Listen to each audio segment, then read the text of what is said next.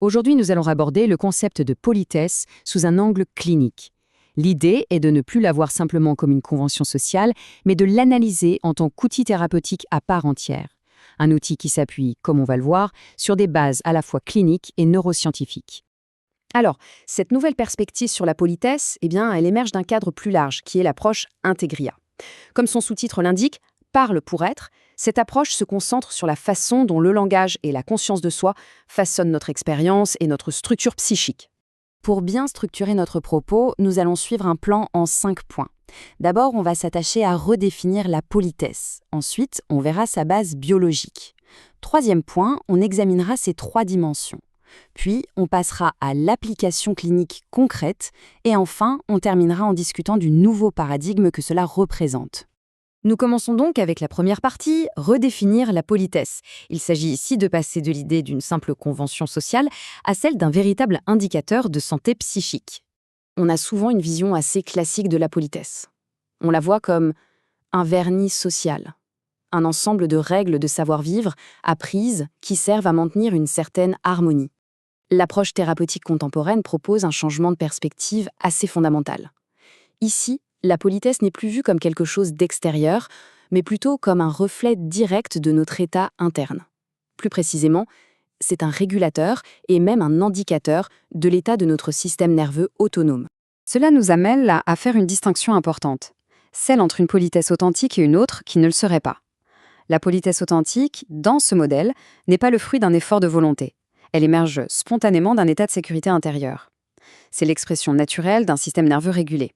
En termes de théorie polyvagale, c'est ce qu'on appelle l'état du nerf vague ventral, cet état qui nous permet d'entrer en relation avec les autres de façon véritable. Et par opposition, on a ce qu'on pourrait appeler la fausse politesse. Le point crucial ici, c'est de ne pas la voir comme un défaut moral ou un manque de sincérité volontaire. C'est avant tout un symptôme qui signale une dysrégulation du système nerveux. Soit on est dans un état de stress, d'hyperactivation sympathique, ce qui donne des comportements de façade, soit on est dans un état de dissociation, une hypoactivation dorsale, et là, c'est une forme de déconnexion. Ce qui nous conduit tout naturellement à notre deuxième partie, la base biologique de ce modèle. On va voir comment la théorie polyvagale vient justement éclairer et soutenir cette vision de la politesse. Pour que ce soit plus concret, prenons un exemple clinique, celui d'un patient, Théo. Écoutons ce qu'il dit de sa relation avec son amie Alice.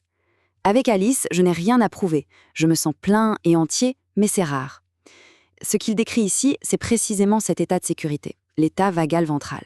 Il n'a pas besoin de jouer à être poli, la relation est fluide, authentique. Maintenant, mettons cela en perspective avec une autre de ses relations. Voici ce qu'il dit au sujet de sa compagne, Florie. Avec Florie, j'avais le gros sentiment de culpabilité. C'était désagréable de n'être pas à la hauteur et de faire des faux semblants. On voit bien le contraste. Ici, le vocabulaire change radicalement.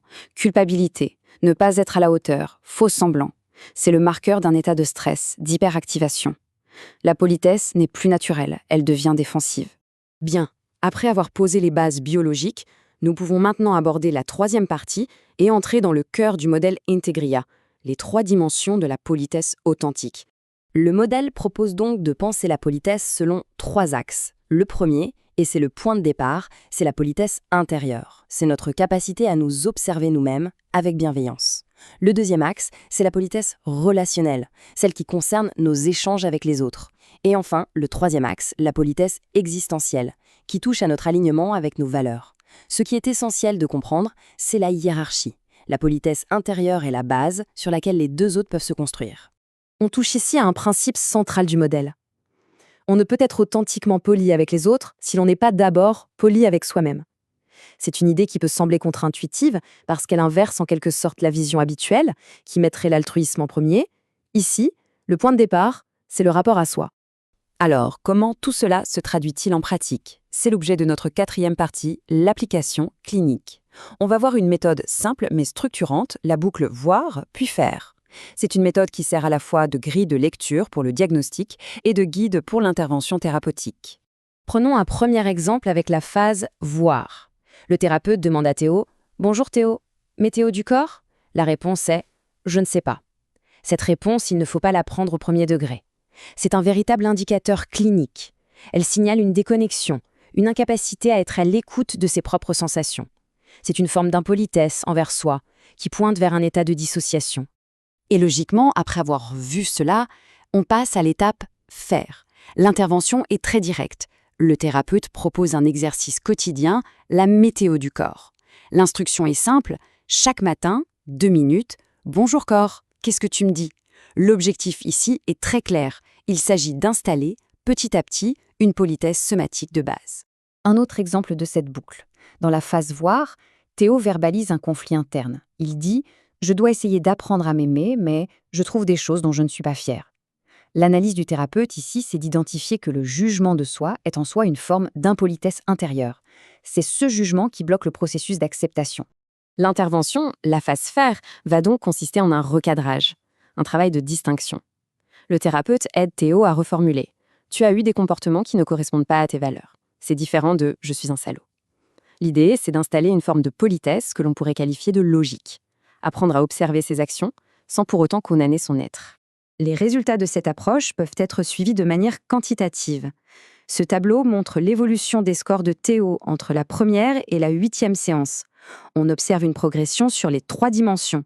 La politesse intérieure passe de 2 à 6, la politesse relationnelle de 1 à 5 et la politesse existentielle de 3 à 7. C'est une indication d'une évolution significative. Nous arrivons maintenant à notre 5e et dernière partie. Il s'agit de synthétiser en quoi cette approche peut être considérée comme un nouveau paradigme, un paradigme dans lequel la politesse devient un processus de guérison. Pour résumer l'idée centrale, la politesse, telle qu'on vient de la définir, n'est plus un simple code social. Elle se déplace au cœur même du processus thérapeutique. Elle est à la fois un outil de diagnostic, une méthode de travail et un objectif à atteindre. On peut donc voir l'impact de ce changement de perspective à 3 niveaux. Premièrement, un impact diagnostique. La politesse envers soi devient un indicateur clé de l'état psychique. Deuxièmement, un impact thérapeutique. Travailler la politesse intérieure devient un levier de guérison. Et troisièmement, un impact préventif. On peut imaginer que l'éducation à cette forme de politesse pourrait aider à prévenir certains troubles relationnels.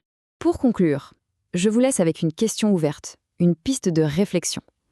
Et si la politesse, comprise non pas comme une contrainte sociale, mais comme une véritable pratique d'attention bienveillante envers soi et par extension envers les autres, et si cette politesse-là était en fait l'un des chemins principaux vers la guérison ?